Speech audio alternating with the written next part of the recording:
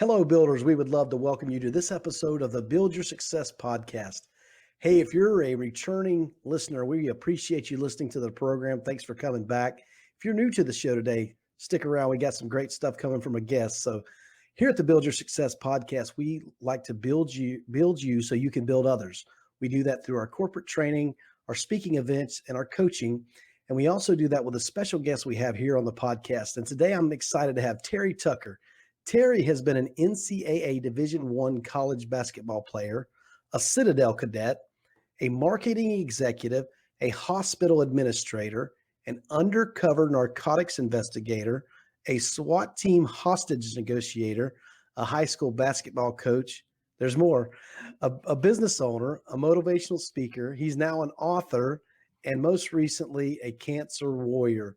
He and his wife have lived all over the United States, but they currently reside in Colorado. So welcome to the podcast today, Terry. Thanks, Brian. I appreciate that. Listening to that, it's kind of like I got to figure out what I'm going to do when I grow up, You know, if you're like me, my wife asked me, what's next? I said, I don't know, but it's not sitting around doing nothing. Absolutely.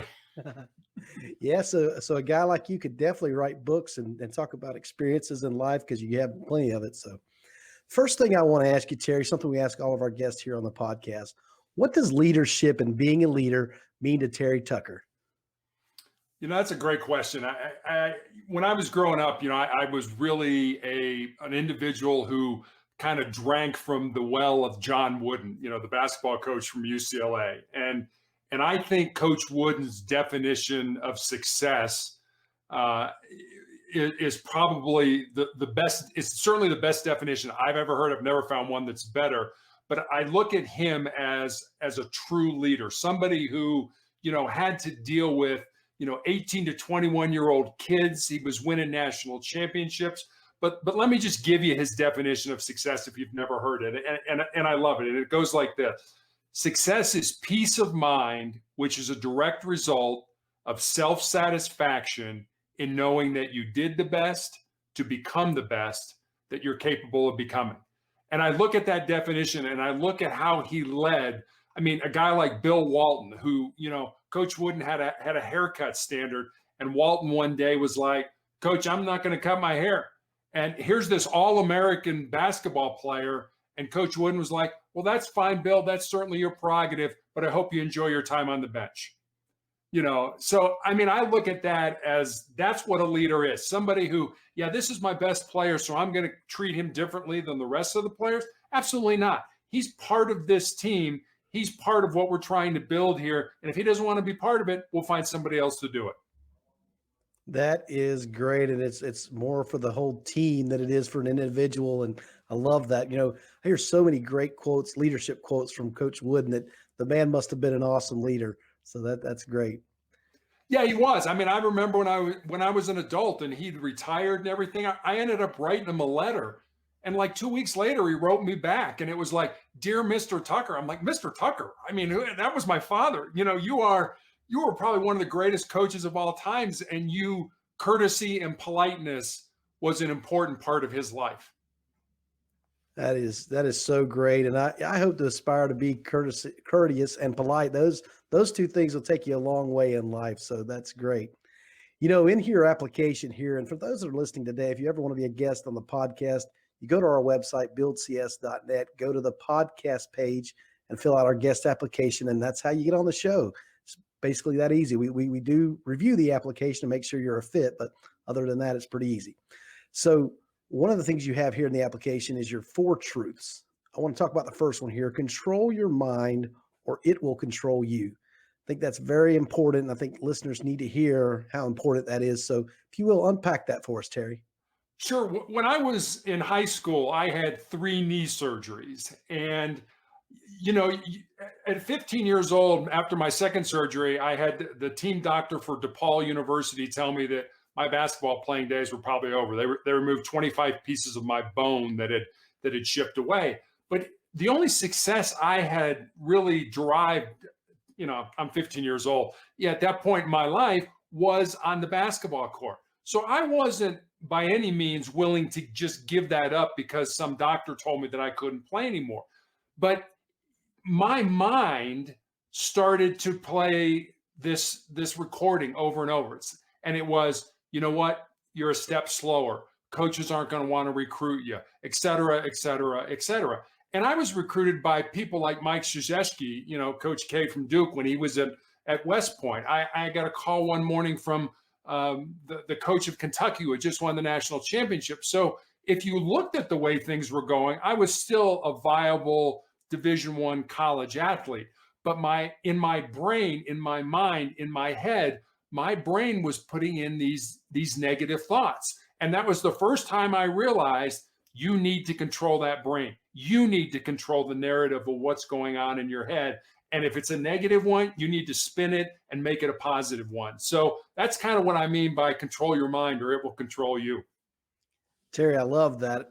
And, I've had a recent epiphany that we tell ourselves these negative things. You tell yourself it's not going to work, or if I do this, this is going to happen. And have you ever woke up from a nightmare? It was horrible, and you realize you thought it was real, and you wake up, you're like, oh no, and then you realize that wasn't even real. I can take a breath of relief. And I've told myself, you know what? I need to think that same way when I tell myself things that are going to happen, that are going to be bad, they're going to be performed. It's not true. It hasn't happened, so why would I tell myself that? So exactly. Don't tell yourself things that aren't true, because they haven't happened, so they're not true. And you can make them true if you start believing that way. And so I love this thing about controlling your mind, and to just share that people could just say, what I'm telling myself isn't true because it hasn't happened. You can't think of maybes and what ifs and all those things. And I am all for being prepared, and you need to understand what's going on, but don't tell yourself you're not going to succeed, because that's a lie. You don't know if you're going to succeed or not. You got to try. You do. And one of the chapters I devoted in my book was about failing, and failing often, especially when you're young, because, if you try something, and I tell this to young people all the time, if you have a passion in your heart to do something and it scares you, you should go ahead and do it. Because at the end of your life, the things that you're going to regret are not the things that you did. They're going to be those things that, gee, I wish I would have done this, or I wish I would have asked this person out, or I wish I would have taken this course, or whatever it is. That's what you're going to regret. So if you've got a passion for something and it scares you, go ahead and do it, because only two things can happen. One, you can win, you can be successful at it. Or two, even if you lose, you can learn. You can learn something, and then maybe, hey, I started a business and it failed, but here's what I learned from it. Can you start another business based on what you learned and maybe be successful at that? So absolutely. I mean, you really kind of got to be able to put the right message in your brain every single day, every single moment. And when you get that negative message, just flip it around, make it something positive. That's great, Terry. And I think of that Les Brown quote, if you shoot for the moon and you land amongst the stars, you're still better off to being here on earth. So that's great. Absolutely. The second thing you have here is embrace pain and suffering in your life and use it to make you stronger and a more determined individual. Now, there's some people that can use that as just words.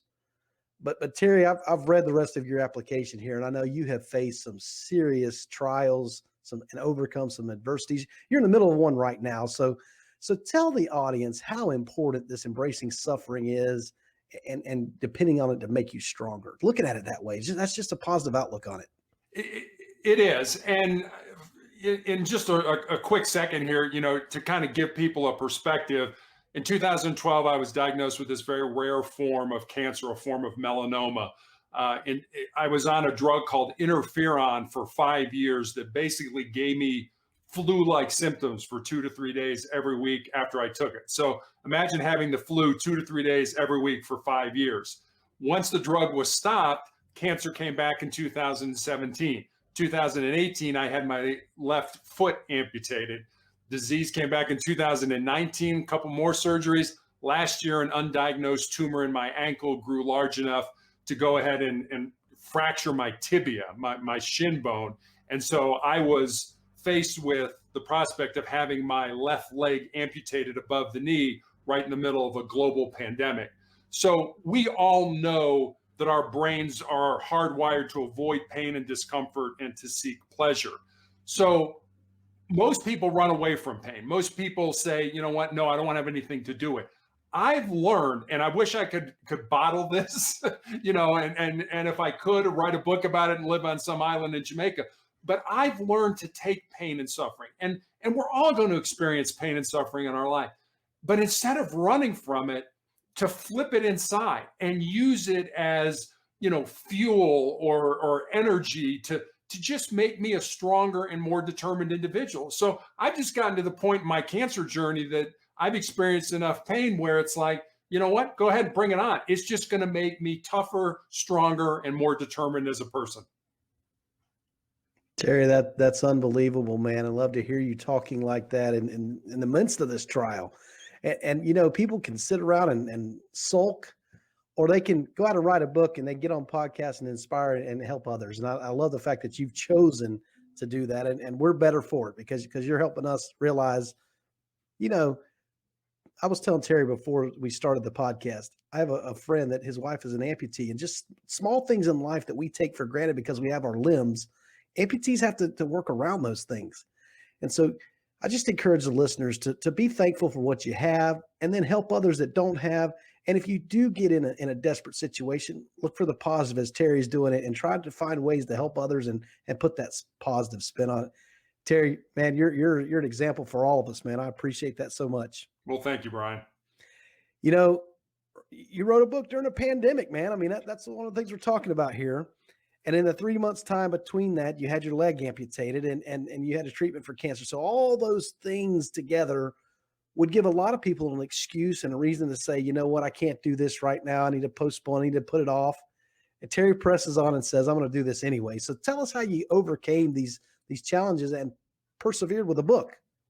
Yeah, so I ended up having my leg amputated in April of last year, right in the middle of a pandemic. And I start chemotherapy in June for the tumors that I have in my lungs.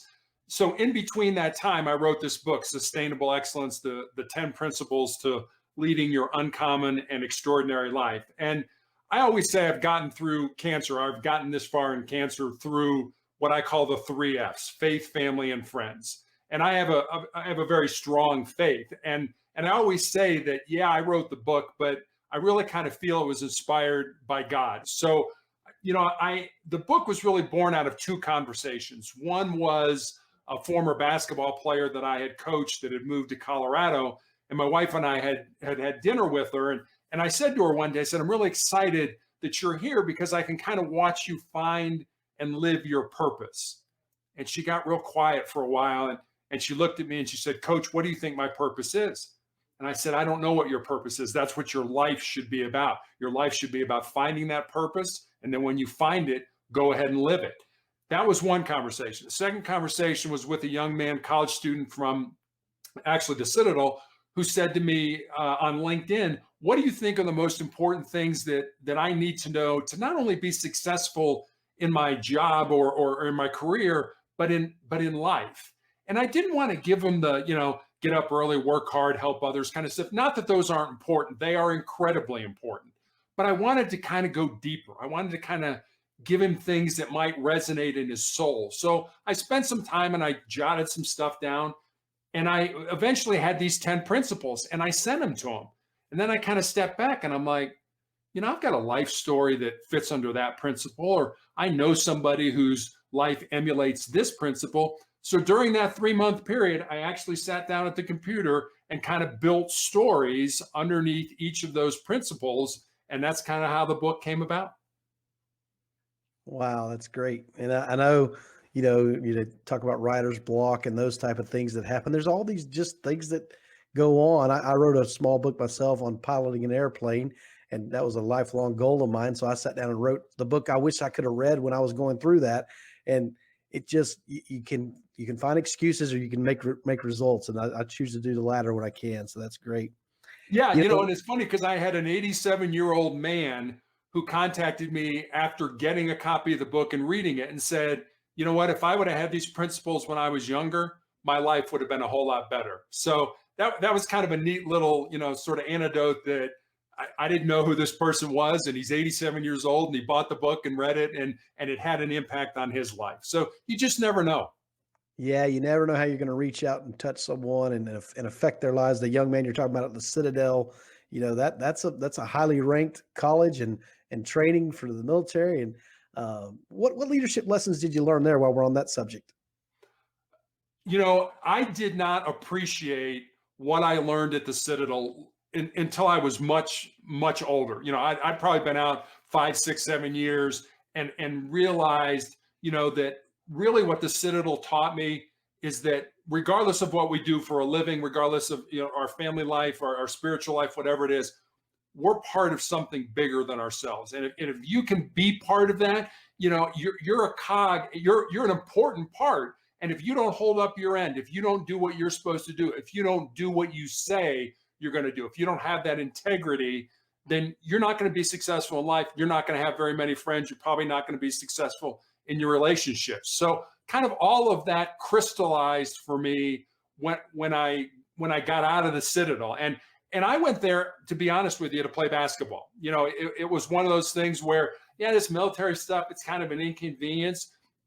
But it got so intense for me. And I went there when it was an all-male school and it was incredibly physically demanding. And I was going to quit one day. I decided, here I have this scholarship to college, a free ride, and I was going to quit. I'd never quit anything in my life. And I'm walking over to tell the coaches that I'm leaving. And I said, you know what? I'm going to stop at the Student Center, Mark Clark Hall, and see if I got any mail. And I had a 7-page handwritten letter from my father that basically was like, pull your head out of your butt. You've got an excellent opportunity here. You've called home 7 times since you've been down there, and not once have you asked how anybody's doing. I was so focused on me that really that lesson was, you know what, this is much bigger than me. There are people that care about me, that love me, that want me to be successful. And all I see is me right here. So it was a great lesson to learn. And I'm up in the rafters of the field house, crying my eyes out, reading my father's letter. And obviously I didn't go tell the coaches that I was leaving, because 4 years later, I ended up graduating. Well, thankful for a father's letter that helped you overcome that situation. That's great. I'm going to just put this out here. It's tough, I know, but it's authentic from you. You said you felt so poorly and you were in so much agony that you actually prayed to die. That's a horrible state to be in, and yet I know people that have been there before, and it's just so hard to come out of that state of mind. But tell us a little bit about being there and how you overcame that thought. Well, there were several times I felt like that. One was during that 5-year period that I was on interferon, that, I was constantly having the flu. And another time, after I stopped the interferon, my doctor suggested that I go on two biologic drugs that would do nothing to the cancer, but would hopefully rev up my immune system to fight it. The drugs did not work. But I remember they gave me all kinds of terrible side effects. I got pseudo gout in my knee. And really the culmination was one night I woke up in the middle of the night convinced I was having a heart attack. I had pressure in my chest. I couldn't breathe. My wife rushes me to the emergency room. And I was laying on that gurney. And I remember looking at her. She was right at my head with literally tears coming down my cheeks. And I said to her, just let me die. Just let me go. And I remembered, for some reason at that moment, reading an article about the owner of a professional sports team who hired a Navy SEAL, probably some of the toughest men in the world, to come and live with his family for a month and teach them to use their mind to overcome anything their body could do. And part of what he taught them was the 40% rule. And basically this rule says that if you think you're done, you think you're at the end of the rope, and it doesn't have to be like me with cancer. Maybe you want to go out for a 5-mile run and, you get to mile 3 and you're like, I can't do it anymore. I can't go anymore. Well, according to the 40% rule, you're only at 40% of your maximum, and you still have 60% left to give to yourself. And I remember kind of just going inward with all these doctors and nurses running around doing all these tests on me, and just telling myself, no, you're not done yet. You still got more to go. You still got more life to live, and you've still got more reserves, for lack of a better word, inside you to overcome this. And obviously I didn't die, and I kind of overcame that negative attitude. But that was one way that I was able to get away from, you know what, just let me go, just let me die. No, not your time yet. You need to do more. You have more to do that with. Go ahead and use it. Wow. That's impressive. And thanks that you took that mindset and came through that trial and tribulation. You know, that just alludes back to one of these other spots I highlighted. You said you refused to be a victim of malignancy and you vowed to continue to fight. So we've heard that fight in you, man. It sounds like you got a desire to overcome these obstacles and these just, I mean, they've stacked up against you, Terry. It sounds like that's the way. And you people would probably forgive you for having a downward mindset. And instead you choose to have an ambitious mindset. Let's do more. Let's get on and do things and write books, and let's be out here speaking on podcasts. And now we get to hear you after you've been through this stuff. So I just think it's really inspiring. I want the listeners to pay attention and be thankful for what they do have, and just recognize, you know, people are going through some terrible and horrible things. If you're going through something, try to reach back for that 60% Terry's talking about, that additional that you need to overcome and get past this moment. You know, what you're talking about there probably happened in a few minutes, right? I mean, it does. And you know, we're all going to experience pain and darkness in our life. And it could be, you fail a test in school, you break up with your boyfriend or your girlfriend, or you lose a job, whatever it is, we're all going to experience pain. But suffering, that's up to you. If you want to suffer, you can do that. We're all going to experience this negative stuff. It's up to you as to how long you want to stay in that negative, down, depressing, dark area, or how quickly you want to say, no, I'm getting back up. I'm getting back in the fight. I'm engaging with life, and I'm going to see what I can do with myself. That was bad. I learned from it. Now I'm going to take that and I'm going to move forward. Terry, would you mind saying that point about the pain and the suffering one more time? I think Sure. that bears repeating. Pain, we're all going to experience pain. Pain is inevitable. Suffering is optional. So it's up to you whether you want to suffer through that pain or you want to use that pain to make you a stronger and more determined individual and move forward. Wow, that's great. We're at the 21-minute spot here. We got to start wrapping the podcast up. But that's a great place to finish here. You have a choice, and the choice is yours. Everybody's going to experience pain. You have no choice over the pain, but you absolutely have a choice over the suffering, how long you're going to live in that state. And you got to get yourself out of that and have the mindset to do that. Wow. So we want to tell our listeners, and I'm here for those that are watching on YouTube, there's a motivationalcheck.com. How do the listeners find your book? Where else can they see you in social media? Just shout out to where they can find more about you. Sure. The book, Sustainable Excellence, you can get on Amazon, barnesandnoble.com, Apple iBooks, pretty much anywhere online you can get a book. You can get it there. And it's in an ebook form, a paperback, and a hardcover. But motivationalcheck.com is my daily blog where I put up new thoughts for the day, videos, stories, and things like that. They're always short. I realize people are kind of pressed for time. So Motivational Check will get you to me. You can leave me a message there. You can send me an email at motivationalcheck@aol.com. And that's pretty much it. That sounds great, Terry. And for the listeners, we'll include all of that in the show notes, and you'll be able to find out more about Terry. Listen, wherever platform you're listening to this podcast on, if you would do us a favor, go over there. First of all, if you're not subscribed already, please subscribe so you can hear from other great guests. Also, leave us an honest rating and review. Share this podcast with your friends. I know Terry dropped some great nuggets today that you can share with your friends. And then remember to build yourself and then build others. Thank you.